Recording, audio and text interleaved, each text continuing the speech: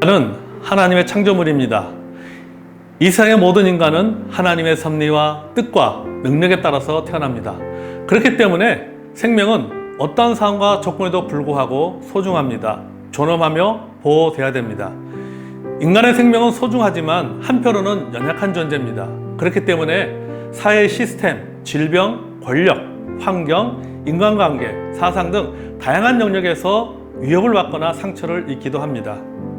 이런 여러 가지 상황과 이유로 스스로 자신의 목숨을 끊는 일을 행하고 있습니다.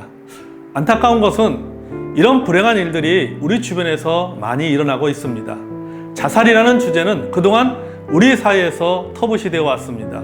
입에 올리는 것만으로도 불경하게 생각했습니다. 죽은 자들에 대한 예의가 아닌 것처럼 생각했습니다. 교회에서도 자살에 대해 별로 말하지 않습니다. 가족 가운데 자살한 사람이 있으면 서로 숨기려 합니다.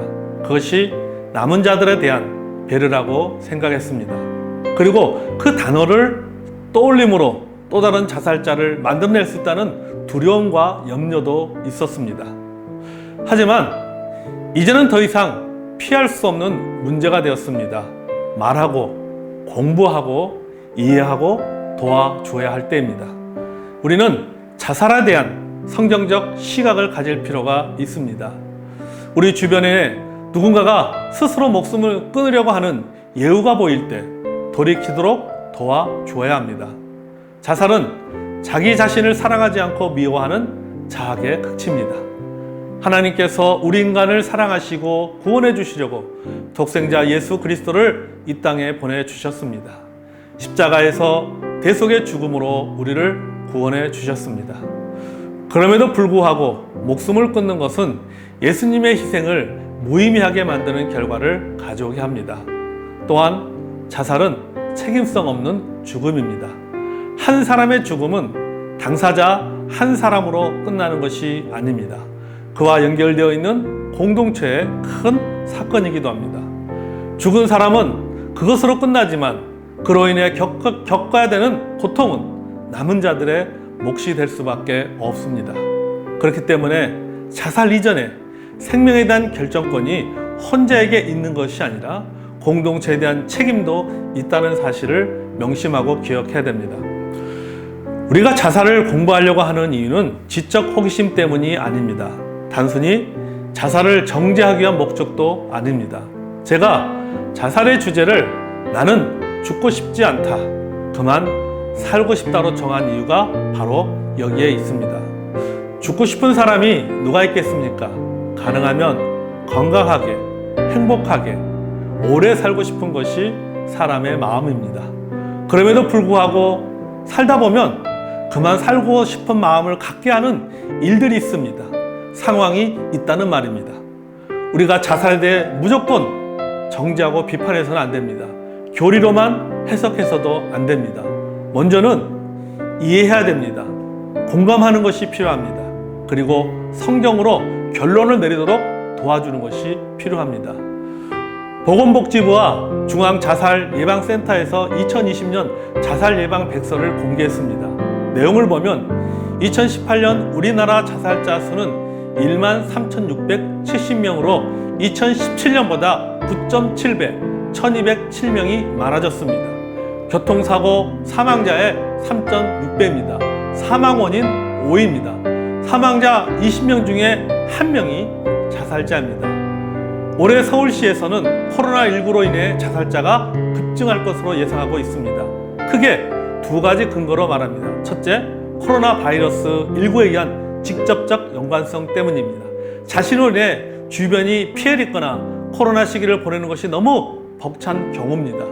둘째, 코로나 바이러스 19 이후 사회 경제적 위기에 따른 영향입니다. 실직하거나 파산하거나 수입이 감소되거나 가족 불화와 해체가 원인을 제공합니다. 충격적인 사실은 이 자살자의 통계 속에 기독교인도 들어가 있습니다. 기독교인의 자살은 믿는 사람으로서 충격으로 다가옵니다. 우리에게 많은 의문을 품게 합니다. 특히 기독교인도 자살하나요? 기독교인의 자살은 죄가 되나요? 기독교인이 자살하면 지옥에 가나요? 라고 하는 이 질문에 대해 아쉽게도 성경과 신학은 명확하게 제시하지 않습니다. 성경에 직접적으로 자살하지 말라는 언급은 없습니다. 하지만 간접적으로 생명을 강조함으로써 자살을 금지하고 있습니다. 이 질문을 하나씩 저희들이 풀어가기를 원합니다. 먼저 자살에 대한 일반적 개념을 좀 생각해 보겠습니다. 첫째, 자살의 개념과 유형입니다. 자살은 의도적으로 자신의 생명을 끊거나 끊으려고 하는 시도하는 행동 혹은 경향을 의미합니다. 이런 자살 행동을 4가지 단계로 나눌 수 있습니다. 자살 생각 또는 충동, 자살 계획, 자살 시도, 자살 사망입니다. 자살 충동은 죽고 싶다는 이례적인 생각부터 자살 방법에 대한 구체적으로 생각하는 것을 말합니다. 자살 계획은 유서를 작성한다든지 소지품을 정리하다든지 인터넷을 통해서 자살 관련 정보 수집 등을 포함합니다. 자살 시도는 죽음에 이르지 않으나 고의적이고 실제적인 자해 행동을 포함합니다. 자살 사망은 자살 실행으로 죽음에 이르는 실제적 자살을 포함합니다. 둘째, 자살 위기입니다. 자살 위기는 한 개인이 자살 생각, 자살 계획, 자살 시도 등의 자살 행동으로 높은 자살 위험성에 처한 경우를 말합니다. 따라서 자살 위기는 가족, 학교 또는 기숙사, 직장 등 다양한 장소에서 나타날 수가 있습니다. 또한 자살 위기는 4에서 6주 시간이 지나면 이전의 평형 상태로 되돌아갈 수 있습니다. 그러나 전문적인 도움이나 가족과 친구들의 도움을 받지 못하면 이후 심각한 문제를 초래할 수 있습니다. 따라서 적극적인 예방과 신속한 대응이 필요합니다. 뿐만 아니라 고위험군, 즉 우울증이라든지 음주나 약물 문제, 또 가족원의 자살, 가정폭력, 학교폭력, 또 성폭력, 학대 경험, 과거에 자살 시도의 경험이 있는 경우 등도 속합니다. 그렇다고 해서 모두가 다 자살을 생각하거나 시도하는 것은 아닙니다. 그러나 현실에서 감당해야 하는 스트레스가 많을 때는 자살을 생각할 가능성이 높습니다. 셋째, 자살 유형입니다. 자살 위기는 큰 스트레스 상황에서 문제 해결을 위한 하나의 방법으로 선택될 수 있습니다. 감당할 수 없는 고통을 끝내기 위해서, 또 가까운 사람에게 복수하기 위해서, 또 사랑을 얻기 위해서, 과거의 잘못을 속죄하기 위한 등 다양한 이유로 자살들이 시도될 수 있습니다. 우리가 몇 가지 이유를 좀 살펴보면요. 먼저 도피처로서의 자살입니다. 육체적 고통이나 심리적 고통으로부터 해방되기 위한 것입니다. 혼란된 자기 개념과 자기 정체성을 보입니다. 자신을 실패자로 규정하고 삶의 의미를 상실했다는 좌절감이 동반됩니다.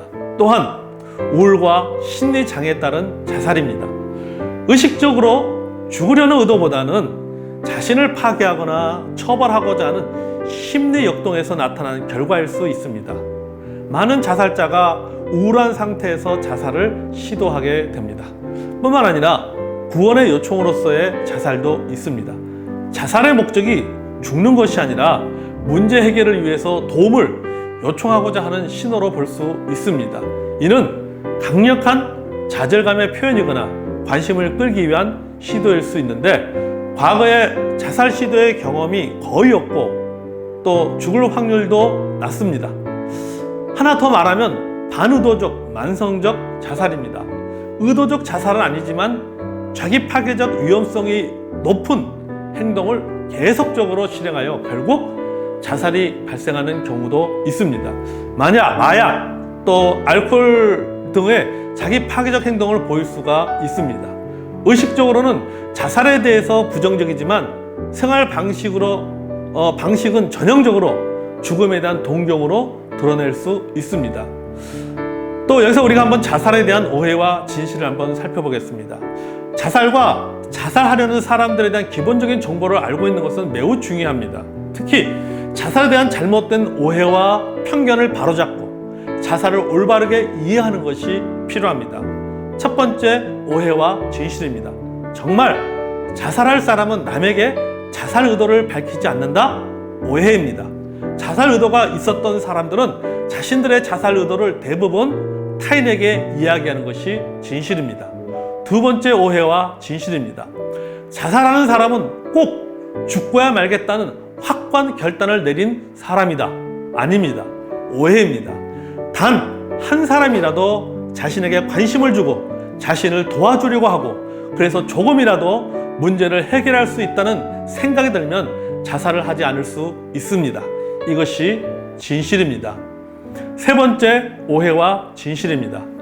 한 번 자살을 결심한 사람은 결국 자살하고 말 것이다. 아닙니다. 오해입니다. 자살 충동은 강하게 민물처럼 밀려오나 일단 고비를 넘기기만 하면 그러한 충동은 다시 썰물처럼 사라집니다. 이것이 진실입니다. 네 번째, 오해와 진실입니다. 자살 시도를 했다가 실패하면 그것으로 자살에 대한 생각은 다 없어진다. 아닙니다. 오해입니다. 실패했다고 자살 충동이 사라지는 것은 아닙니다. 한 번이라도 자살 시도를 했던 사람에게는 매우 세심한 관심을 가져야 됩니다. 이것이 진실입니다. 다섯째, 오해와 진실입니다. 자살은 예방과 치료가 불가능하다? 오해입니다. 자살 위험에 기여하는 요인과 또 자살 가능성에 영향을 줄 수 있는 요인을 줄여준다면 자살은 얼마든지 예방할 수 있고 치료가 가능합니다. 여섯째, 진실과 오해입니다. 자살은 정신병이다? 아닙니다. 결코 아닙니다. 그것은 오해입니다. 자살 자체는 유전 질환도 정신질환도 아닙니다. 오늘은 여기까지입니다. 다음 주에 다시 만나겠습니다.